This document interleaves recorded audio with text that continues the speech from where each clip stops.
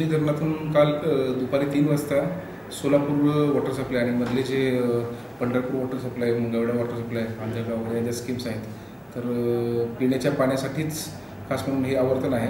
ते काल 3 वाजता धरणातून साधारण 6,600 विसर्ग सोडण्यात आलेला आहे. उपसाबंदी लागू करण्यात आलेली आहे आणि MSEB मार्फत सगळं वीज कनेक्शन, शेती वीज कनेक्शन्स कट करण्यात आले. धरणातून पाणी सुटल्यापासून एक 10 दिवस औज बंद राहतात. म्हणजे याला पण भरपूर व्हेरिएशन्स असतात. तुमच्या वाळूची सध्याची कंडिशन म्हणजे शुष्क याच्यामध्ये आहे किंवा असं सॅच्युरेटेड जर असेल तर पाणी लवकर जातं. सध्या शुष्क आहे ते 10 दिवस साधारणपणे पोचायला काही हरकत नाही.